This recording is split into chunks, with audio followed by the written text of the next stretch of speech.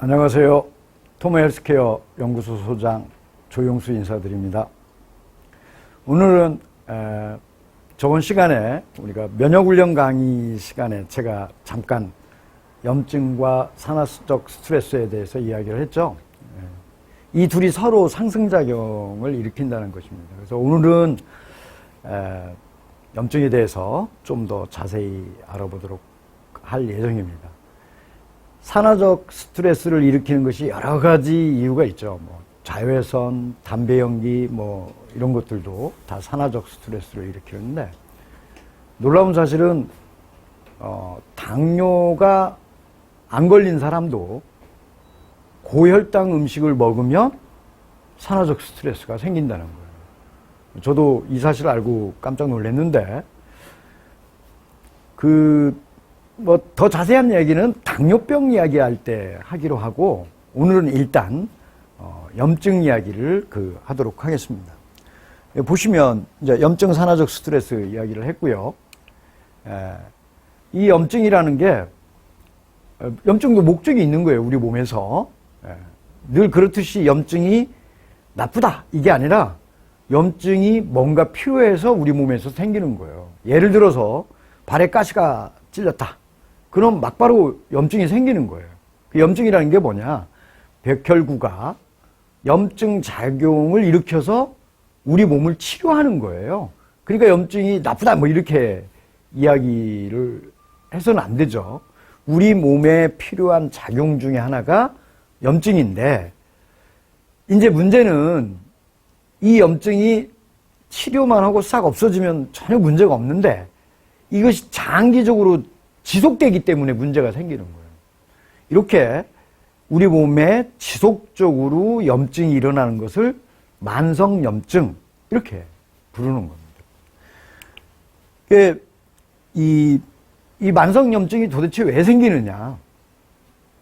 이 염증이 하루에 생기는 양이 한계가 있는 거고, 우리 몸이 처리하는 그 처리량이 있는 거죠. 근데 만약에 우리가 처리할 수 있는 양보다 더 많은 염증이 생긴다면 이게 그날 처리 못 하겠죠. 그럼 어떻게 돼요? 그 다음날로 넘어가는 거예요, 그게. 이렇게 해서 조금씩 넘어가져서 우리 몸에 늘 염증이 있는 상태, 염증을 완전히 제거하지 못하고 염증이 만성적으로 있는 상태가 이게 만성염증이라고 부르는 겁니다. 이 만성염증이 생기는 이유는 굉장히 많습니다. 그 중에서 일단 가장 첫 번째가 치아 관련해서 생기는 염증이 많다고 해요. 그게 이제 어쨌든 간에 염증 수치가 내 몸에 많은가 높은가 이거를 잘 알 수 없죠. 그런데 간단한 혈액 검사로 이게 알아볼 수가 있습니다. 이거를 CRP 검사라고 해요. 여러분들이 병원에 가서 혈액 검사를 하게 되면 늘 이 검사는 필수적으로 거기에 들어 있습니다. 자, 아까 제가 치아 이야기를 했는데, 이 어떤 것이 염증 수치를 또 높이냐? 제가 경험한 바도 그렇고, 실제로도 잠을 제대로 못 자는 것도 이 원인 중에 하나라고 합니다. 자, 잠 이야기를 했으니까, 왜 잠을 자죠? 제가 이렇게 물어보면 웃는 사람들이 많아요. 졸리니까 자지, 이렇게 이야기를 하고 그러는데. 또 어떤 사람은 잠 많은 사람들 보고 뭐라고 그러죠? 쟤는 게을러서 잠이 많아. 이렇게 이야기를 하죠. 근데 사실은 잠을 자는 이유가 하루 동안에 생긴 염증을 이 잠자는 동안에 해결하려고 잠을 자는 거예요. 잠을 왜 자냐 그랬을 때, 염증을 없애기 위해서 잠을 잔다 해도 과언이 아닌 겁니다. 이제 유명해진 건데, 잠을 자려면 우리 몸에 어떤 호르몬이 나와야 된다고 되어 있죠? 멜라토닌이라는 호르몬이 나와야 된다고 되어 있습니다. 그러니까 이게 사실은 이 멜라토닌이 세라토닌이 이 저녁이 되면 멜라토닌으로 전환돼서 이렇게 잠이 오게 된다. 그래서 수면 유도제 이렇게 부릅니다. 그런데 놀라운 사실은 이 멜라토닌이 항염증제로도 굉장히 유명합니다. 제가 이거를 생각해 보니까 멜라토닌이 하는 일이 잠을 유도하는 것이 주목적이 아니라 어쩌면 이 염증 오케스트라를 연주하는 컨덕터 같은 거 아닐까. 염증을 없애려고 재우는 거죠. 그래서 이 멜라토닌을 우리가 수면 유도제 이렇게 불러서는 좀 곤란하지 않을까. 실제로 엄마들이 일하려면 어떻게 해요? 애기 엄마들이 아기를 잠재워 놓고 무슨 일을 하잖아요. 그걸 보면 이 멜라토닌도 어쩌면 잠을 재워놓고 우리 몸의 모든 기능을 동원해서 염증을 치료하고 새날을 준비하는 거 아닐까? 이런 생각을 해본 겁니다. 그래서 제가 멜라토닌을 우리말로 한다면 뭐라고 할까? 뭐 이런 생각을 했어요. 제가 붙인 이름입니다. 이게 새날 준비 호르몬. 이게 수면 유도제라고 부르는 것보다 훨씬 더 좋은 것 같습니다. 제가 지은 이름이에요. 어떻게 해요? 새날 준비 호르몬. 이해하셨죠? 자, 좀 더 세부적으로 이야기를 해볼까요? 콜레스테롤 거짓말이라는 이야기를 해야 되는데, 우리 보통 운동 안 하고 고기 많이 먹으면 동맥경화가 된다고 이렇게 이야기를 해요. 그럴 때 제일 무서운 게 뭐라고 그러죠? 콜레스테롤이라고 이렇게 이야기를 합니다. 근데 알고 보면 콜레스테롤이 범인이 아니라는 거예요. 그래서 저는 이거를 외국의 학자들 뭐 이런 사람들은 콜레스테롤의 신화 이렇게 부르는데 저는 아주 노골적으로 불러야 된다고 생각을 했어요. 그래서 제가 붙인 이름이 뭐냐면 콜레스테롤 거짓말 이렇게 이름을 붙인 겁니다. 동맥경화가 콜레스테롤 때문에 생기는 것이 아니다. 실은 내용이 어떻게 돼 있냐면 염증 때문에 혈관벽이 상하는 거예요. 우리 몸에서는 어떻게 해요? 그거를 급하니까 혈관이 터지면 안 되잖아요. 그러니까 콜레스테롤로 일시적으로 거기를 땜빵을 해놓은 겁니다. 저는 이것이 진실이라고 이렇게 생각을 합니다. 다시 말해서 한마디로 동맥경화라고 하는 것은 염증 때문에 생긴다는 거죠. 자, 지금까지 한 내 말이 사실이라면 그러면 심한 운동 해야 돼요, 말아야 돼요? 제 생각에는 운동을 나이 들수록 심하게 해서는 안 된다. 이렇게 생각을 합니다. 그럼 어떻게 하냐고요? 걷기, 맨손 체조, 또 요새 유행하는 코어 운동, 이 정도만 하면 충분하다. 이렇게 생각을 하는 겁니다. 자, 그 다음에 이제 제가 자주 하는 이야기로, 안 늙어야 된다. 이렇게 이야기를 해요. 코로나 대책으로도 제가 그렇게 말을 하죠. 실제로 코로나 때문에 죽은 사람들을 보면 대부분이 어떤 분이었죠? 노인들이거나 기저질환이 있거나 이렇게 됐습니다. 늙지 않아야 되는 이유 중에 하나가 이런 거죠. 늙으면 염증이 많이 생긴다는 거예요. 근데 그 말도 좀 이상한 것 같아요. 늙으면 염증이 생긴다가 아니라 혹시 염증이 생기면 늙는 거 아닐까요? 이렇게 생각을 할 수가 있는 거죠. 어쨌든 간에 이들 염증이 폭증을 해서 그래서 어떻게 돼요? 죽는다는 거예요. 코로나에 대한 대책으로는 안 늙는 게 최고라는 거죠. 제가 일방적으로 이 이야기를 하고 있는 게 아니라 이 염증 때문에 늙느냐, 늙으니까 염증이 생기느냐, 이거에 관해서 제가 드리는 것보다 세계적으로 유명해진 노화학자가 두 분이 있습니다. 한 분은 미국에 계신 분인데 닥터 류. 제가 논문을 보다가 닥터 류 그런데 아무래도 이게 좀 이상해서 찾아보니까 이분 성함이 병팔이야. 병팔. 류병팔. 지금 90세 정도 되셨죠?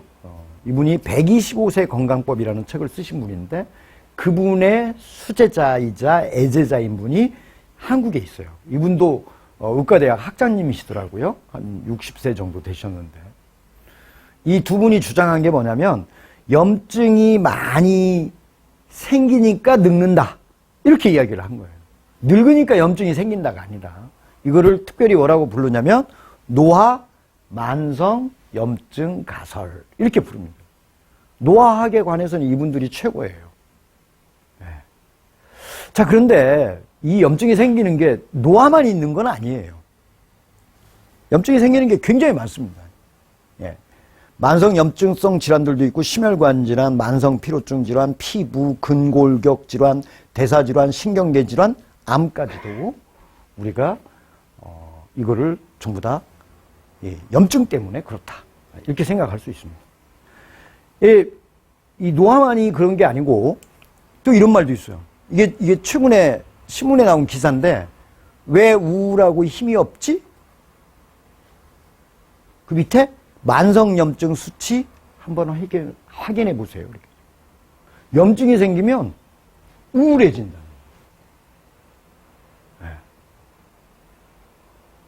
네. 어떤 염증 때문에 어떤 병이 생기는가를 한번 볼까요? 그림으로 보도록 하겠습니다. 제가 이게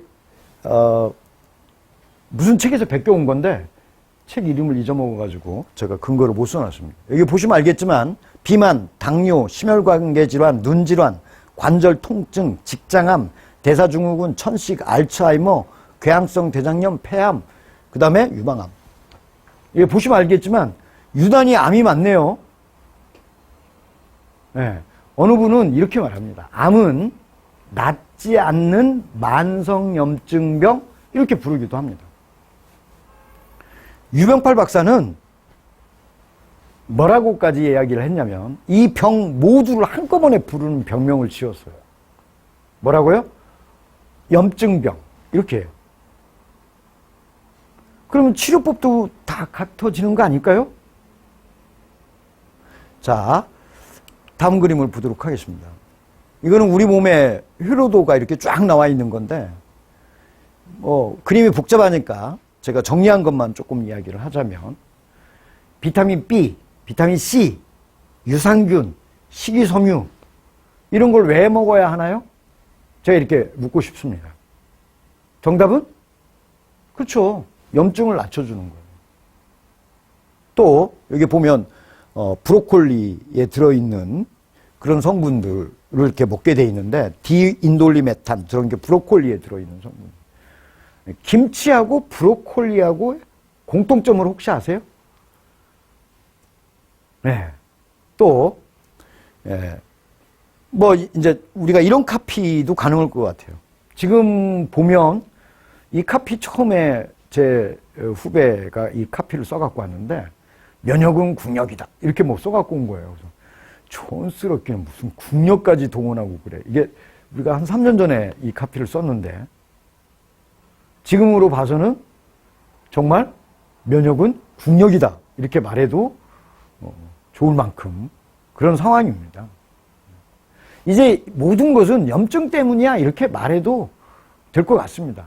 노화, 암, 비만, 대사장애, 당뇨, 치매, 코로나. 그래서 저는 앞으로 우리가 열심히 이 연구하고 개발해야 될 상품이 있다면 하나가 염증을 제거하는 제품이에요. 이게 약이 아니고 일상적으로 염증이 제거돼야 된다는 거죠. 그러려면 어떻게 해야 되냐면 식사 속에서 해결해야 됩니다. 근데 또 식사를 또 잘 만들어 먹는다는 건 현대인들이 또 어렵습니다. 그래서 제가 생각하는 게 염증 제거 대용식을 있었으면 좋겠다. 저번 시간에는 제가 면역 훈련 제품이 있었으면 좋겠다 이렇게 이야기를 했는데 요새 이제는 이 두 제품이 개발을 하려고 하는 그런 제품이 되겠습니다. 이 그림도 잠깐 보자면 여러분들이 이렇게 보면 B자가 많이 써져 있어요. 이게 우리 몸의 속에서 움직이는 해당 과정, TCAS 사이클, 그리고 전자전달계라고 하는 우리 몸 세포 속에서 일어나는 과정인데 이 B콤이 이렇게 많은 이유 다 필요한 거예요. 그래서 이게 B콤이 많이 들어있는 그 음식을 드셔야 되는데 우리 음식에서 비콤 제일 많이 들어있는 음식이 뭘까요? 현미였습니다. 현미였습니다. 제가 현미입니다라고 안 하고 현미였습니다 이렇게 이야기하는 이유는 우리가 중학교 다닐 때까지만 해도 현미를 먹었어요. 그런데 하얀 쌀밥에 고깃국 먹고 싶다 뭐 이러면서 이게 하얀 쌀밥으로 바뀌었어요. 그 하얀 쌀밥과 현미의 차이가 그 쌀견데 거기에 주성분이 뭐예요? 바로 비콤입니다. 인간한테는 이렇게 자연스럽고 필요한 영양소인데 그런 게 없어졌다는 거예요. 그게 만성염증의 원인 중에 하나입니다. 자, 아까 제가 김치하고 브로콜리하고의 공통점은 이렇게 물었는데 뭐예요? 둘 다 십자화학과 식물들입니다. 요새 갑자기 미국서도 이 브로콜리가 굉장한 이 메디컬 푸드로 이렇게 부상을 하고 있습니다. 뭐 주성분 중에 하나가 설포라판이 들어있다라고 이렇게 돼 있어요. 네, 설포라판만 들어있는 게 아니라 아까 제가 디인돌 메탄 같은 거 이야기를 했었죠. 네, 그런 것도 들어있는 거고요. 여러 가지 성분들이 들어있습니다. 이게 배추에 들어있어요. 갓지에도 들어있어요. 우리가 먹는 쌈 채소에도 이런 것들이 다 들어있습니다. 이것들이 다 뭐 하는 거라고요? 항암, 항염증, 해독작용을 하는 그런 물질들이 들어있는 거예요. 예전에는 현미밥에 김치를 많이 먹었단 말이에요. 공해도 없었단 말이에요. 그러니까 염증이 많이 생기지 않았어요. 근데 지금은 그런 것도 안 먹고 공해도 많이 생기고 이게 바로 만성염증의 생활 생태적 환경이 생긴 거죠. 좀 재밌는 이야기를 하고 넘어가자면 메트포르민이라고 하는 약이 그 약 이름을 들어봤을 겁니다. 이게 당뇨의 라이프 스타일 개선 보조제 이렇게 불려요. 당뇨 약이라고 불리지 않고 당뇨의 첫 번째 치료 방법이 뭐예요? 라이프 스타일 개선입니다. 거기에 보조로 먹는다 돼 있어요. 이거 보시면 고스루 우리말로 염소수염이라고 하는 그 식물에서 뽑은 그런 성분이죠. 이게 하는 일도 많아요. 항암제, 호르몬 요법, 뭐 항종황 효과도 있고요. 뭐 암 조직을 막는 효과도 있고 포도당 농도를 저하시키는 이런 작용도 하고 여러 가지 이렇게 쓰입니다. 근데 놀라운 사실이 뭐냐면 전 세계 장수협회에서 어떤 음식을 먹으면 장수를 할까를 연구하고 조사를 했는데 그 중에 하나로 뽑힌 제품이 바로 이 메트포르민이라고 하는 약입니다.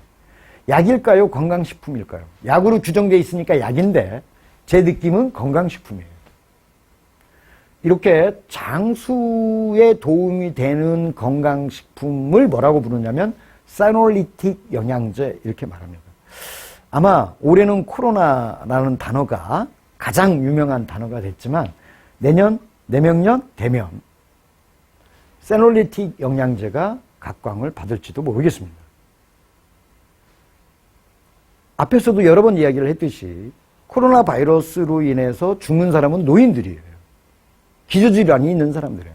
그러니까 노화가 되지 않고 기저질환이 낫는다면 그럼 해결되는 거죠. 지금은 그쪽에 포커스가 안 되고 있습니다. 사람들이 전부 다 뭐 방역, 백신 뭐 이런 이야기만 하고 있는 거죠. 아마 이 또한 지나가리라. 지나가면서 제대로 된 포커싱이 이루어지면 아마 주목받게 될 그런 내용일지도 모르겠습니다. 기억하세요. 세놀리틱 영양제. 자, 그 다음 제품으로 실리마린이라고 하는 제품이 있습니다. 실리마린 이렇게 이야기하면 사람들이 보통 좀 잘 모르는 것 같아요. 이거는 의사들이 하는 처방약이거든요. 간장약으로 처방이 됩니다. 근데 재밌는 사실은 이 실리마린을 만든 제약회사조차도 왜 실리마린이 간장약인지 잘 몰랐답니다. 이걸 먹으니까 좋아지니까 그냥 간장약이라고 한 거죠. 여러분들도 아마 집에 다 이 제품에 한 가지씩은 있을 것 같아요. 실리마린이 우리 건강식품으로 만들면 이름이 뭐예요? 밀크시슬. 들어보셨죠? 네, 밀크시슬입니다. 전북대학교에 있는 제 후배 그 교수가 연구를 하고 저한테 알려준 바에 의하면 왜 실리마린이 간장약이 됐느냐? 간의 특이성을 보이는 항산화제였기 때문에 그랬다는 겁니다. 즉 간에 염증이 생기는 걸 막아준다는 이야기입니다. 네. 이해하셨죠? 자, 그 다음에는 아디포넥틴 들어보셨어요? 다이어트 할 때 렙틴 호르몬하고 쌍으로 나오는 지방에서 분비되는 호르몬이에요. 언뜻 생각하면 나쁜 거라고 생각하실지 모르지만 아디포넥틴은 나쁘다 좋다 이렇게 할 수가 없는 거예요. 이게 지방에서 분비되는 지방세포에서 분비되는 여러 가지 호르몬들이 이렇게 나옵니다. 이 중에는 좋은 호르몬도 있습니다. 물론 나쁜 호르몬이나 나쁜 것이 나오면 염증이 생기겠죠. 지방조직은 이게 단순한 에너지원을 지방으로 축적하는 그런 저장성소만 되는 게 아니에요. 보다시피 생물학적 활성을 띠는 다양한 물질들을 분비해서 전신 대사 조절에 관여를 하죠. 그래서 요새는 지방세포를 일종의 하나의 내분비 기관이다 이렇게 부르는 경우도 있습니다. 네. 그 다음 이제 좀 정리를 해서 이야기를 해보자면 우리가 노화 이야기를 했고 염증 이야기를 했어요. 저번 시간에는 산화적 스트레스와 사이토카인 폭풍에 대한 이야기를 했습니다. 밀접하게 연결되어 있다는 거죠. 비만, 대사장애, 당뇨, 치매, 암, 바이러스까지도. 그리고 우리 몸에서 일어나는 산화적 스트레스, 염증, 또 사이토카인 폭풍이 밀접하게 이렇게 관련이 되어 있다. 이런 내용입니다. 이 도표를 이해하시면 상당히 도움이 되실 것 같아요. 자, 오늘은 이 도표보다도 우리가 어떤 음식을 먹으면 염증이 좋을까? 음식은 두 가지가 있다고 봐야 되겠죠? 체내 염증을 유발하는 음식이 한 가지가 있고 하나는 염증을 완화하는 음식이 있는 거예요. 자, 그러면 여러분들은 뭘 드시겠어요? 당연히 체내 염증을 완화하는 음식을 드시는 것이 좋을 것 같습니다. 자, 염증을 완화하는 음식 무엇이 있을까요? 첫 번째, 녹색잎 채소가 있습니다. 시금치, 케일, 뭐 이런 게 녹색잎 채소로 우리가 자주 이렇게 섭취하는 음식이죠? 염증에 시달리고 있는 이들에게는 이게 더 훨씬 많이 필요합니다. 그 미국의 영양학 박사 조시 X라는 분이 있는데 그분은 녹색잎 그 야채에는 항염증성 성분인 바이오플라보노이드가 풍부하게 들어있고 황산화 물질들이 들어있고 비타민이 많이 들어있어서 염증을 줄이는데 효과적이다 이렇게 이야기를 하고 있습니다. 특히 케일은 항염증 효과가 큰 비타민 K가 풍부하다 이렇게 이야기합니다. 자, 문제는 여기에서 조금 문제가 있어요.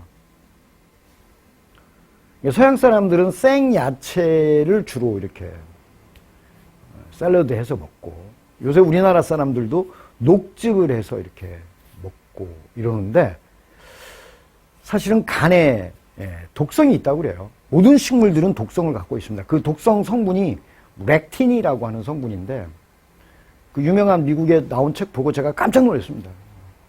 플랜트 패러닥스라고 그래갖고 야채 먹으면 죽는다라고 아예 그 책에는 그렇게 써져 있어요. 참 걱정스럽게 제가 그 책을 쭈루루 넘기다가 보다가 우리 한국은 해당 안 되네? 이렇게 생각을 했습니다. 왜? 이 렉틴이라는 성분이 어떻게 해요? 독황색 야채가 물에다가 데치거나 삶으면 없어지는 거예요. 근데 우리는 전부 다 그걸 나물로 해서 먹잖아요. 녹황색 채소를 김치로 담가 먹거나. 그러니까 렉틴의 위험이 없었던 거예요. 그래서 저는 감히 말하는데 녹황색 채소를 먹는 가장 좋은 방법은 나물을 해서 먹는 거다. 자, 그 다음에 어떻게 해요? 그래서 근데 나는 꼭 샐러드를 먹어야 되겠어. 그럼 어떻게 하면 돼요? 나물 샐러드를 해서 드시면 돼요. 이거 제가 지어낸 게 아니고 제가 미국에 그 모발 분석 때문에 갔을 때 거기 박사님을 모시고 연구소장님을 모시고 제가 한식당에 대접을 이렇게 하러 갔는데 그분이 큰 접시를 놓고 나물이 쫙 이렇게 한식으로 상이 차려져 있으니까 그 나물을 이렇게 한 젓갈씩 쫙 갖다가 이렇게 놓고 샐러드처럼 그걸 이렇게 다 먹더라고요. 아, 나물 샐러드. 이렇게 하면 되겠다. 이런 생각을 했습니다. 녹황색채소, 염증을 완화하는 첫 번째 음식이 되겠습니다. 두 번째는 올리브 기름입니다. 올리브 기름에는 불포화지방산이 잘 들어있고 콜레스테롤을 낮춰주고 염증과 통증을 낮춰주고 도움을 준다 이런 썰이 많은데 그게 조금 문제가 있어요. 이견이 있는 사람들도 있고요. 그러니까 불포화지방산을 너무 많이 먹어도 안 좋다. 이렇게 이야기를 하는 사람이 있습니다. 사실은 포화지방산을 너무 안 먹고 불포화지방산만 먹으면 뇌혈관이 약해진다고요. 뇌혈관이 약해지면 터지죠. 그러니까 골고루 먹어야 된다라고 할 수밖에 없을 것 같습니다.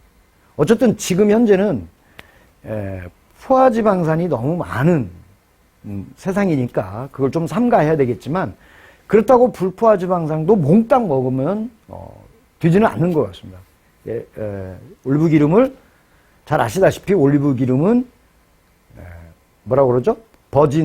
엑스트라 버진 올리브 오일이 있어요. 등급이 있는데 그 중에서 가장 좋은 게 엑스트라 버진 오일입니다.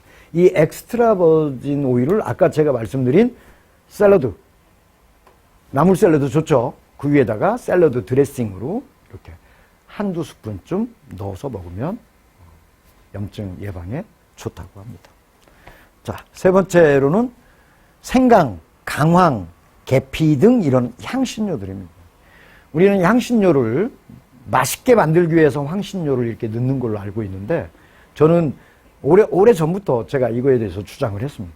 당군 신화 때부터 이야기를 이렇게 했던 건데 향신료는 사실은 맛을 좋게 하려고 그랬던 게 아니라 건강식품이었다. 처음부터. 이런 이야기를 합니다. 이 광황이라고 하는 건 카레라고 보통 이야기를 하죠. 그 카레가 노랗게 보이는 게 광황 때문인데 거기에는 커큐민이라는 성분이 들어있어요. 그게 뭐냐? 항염증제입니다. 이걸로 약을 만들 만큼 항염증 효과도 뛰어나고 항바이러스성 효과도 좋다고 그래요. 그래서 지금 인도에서는 카레 열심히 먹으라고 이야기를 하는 거예요. 인도가 치명률이 굉장히 낮은 나라 중에 하나인데 그 영향도 있지 않을까? 이렇게 생각을 합니다. 우리 생강, 김치 넣을 때, 만들 때 다 넣죠. 매운맛을 내고 거기에 들어있는 진저롤이라는 성분이 들어있는데 그건 역시 아까 말씀드렸던 것처럼 항염증제로 작용을 합니다.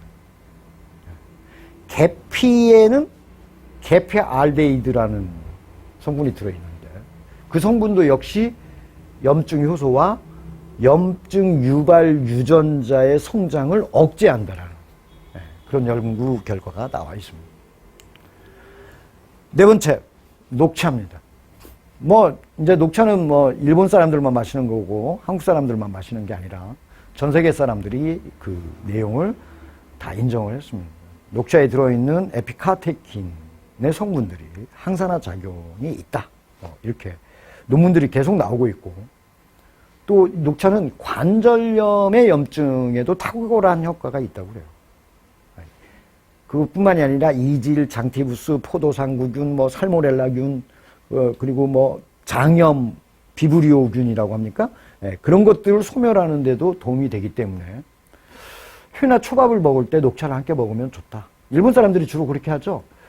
요새 우리나라에 유행하는 음식에도 뭐죠? 그 보리굴비에 녹차 마른 물에 이렇게 먹게 돼 있는데 시원해서 비린내가 안 나니까 이렇게 이야기를 해요. 근데 제 생각에는 그게 아까 말씀드린 것처럼 항균 그런 작용을 하기 때문에 그런 거 아닐까 이렇게 유추를 해봅니다. 어쨌든 녹차가 좋은데 몸이 좀 차가운 사람은 안 좋다는 썰도 있으니 감안을 해서 드시면 좋겠습니다.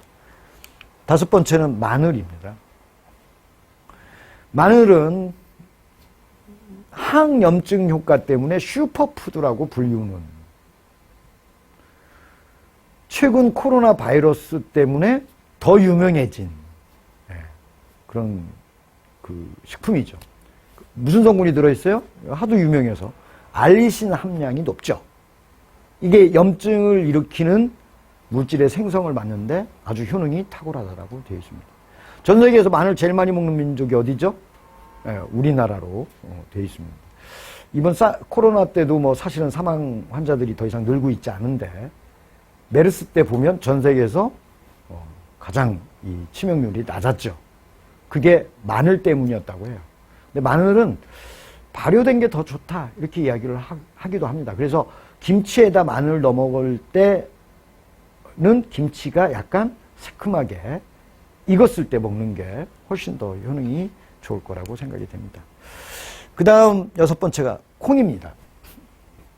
콩에는 무슨 성분이 들어있죠?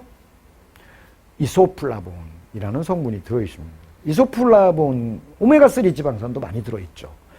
이래서 몸속의 염증 수치를 낮추는데 아주 도움이 된다고 합니다. 7번째, 이거 뭐죠? 비트. 붉은 뿌리 채소인 비트. 뭐 이렇게 신건지라고 그러나요? 우리가 이렇게 담아 먹을 때 비트 넣으면은 색깔이 보라색으로 뽀얗게 나오죠. 여성들한테 특히 좋다고 그러고 여기에 들어있는 베타인이라고 하는 아미노산이 들어있는데 그 베타인이 특별하게 염증을 억제하는데 도움이 된다고 합니다. 제 생각에는 비트 비슷한 게 우리나라에도 있는데 뭐죠? 이거하고 담궈 놓으면 거의 비슷해 보여요. 광화도에서 나는 순무 아주 비슷합니다. 십자화가인 거는 똑같은 사실이고 이런 효과가 있다고 합니다. 8번째 연어. 뭐 쉽게 예전에는 먹기 힘들었죠. 근데 요새 시장 가니까 연어를 그냥 그 생선가게에서 이렇게 해서 팔더라고요. 나이 들어보니까 먹기도 좋아요.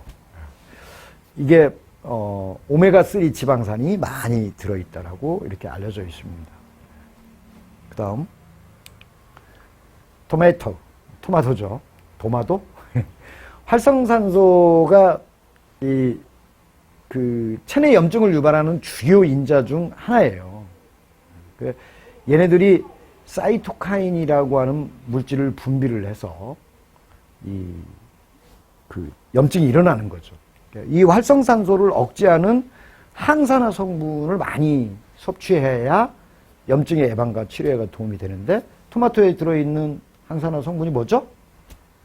라이코펜이라고 되어 있습니다. 이 재밌는 사실은 뭐 우리가 이렇게 가열을 하면 데치거나 그러면 영양가가 없어진다 뭐 이런 소리가 있어요. 그렇지 않습니다. 이 토마토는 가열을 하면 라이코펜이 훨씬 더 많이 나와요. 그래서 토마토는 과일 아니에요. 채소죠. 익혀 먹는 것이 좋다 이렇게 되어 있습니다. 자, 이제 마지막 10번째인데 이 베리류입니다. 딱 보시면 알겠지만 여러분들이 아시는 라즈베리, 블루베리, 뭐 아사이베리 뭐 이런 거 많이 하시는데 딸기도 스트로베리예요. 우리나라의 뭐지? 그 오미자 그것도 베리예요. 또 뭐 있죠? 우리나라에 우리가 전통적으로 먹었던 구기자 뭐 이런 것들도 전부 다 뭐예요? 영어 이름을 들어보면 다 베리류로 되어 있습니다. 이 베리류를 이렇게 많이 먹었던 게 항염증 효과가 뛰어나기 때문에 먹었던 거예요. 폴리페놀이라는 성분이 아주 풍부하게 들어있죠. 그래서 이것이 염증을 예발하게 되는 겁니다. 염증을 완화시켜주는 음식 10가지 여러분들 식생활에 참조를 하시고 건강생활을 영위하시기 바랍니다. 오늘 강의는 여기까지 하기로 하겠습니다. 감사합니다.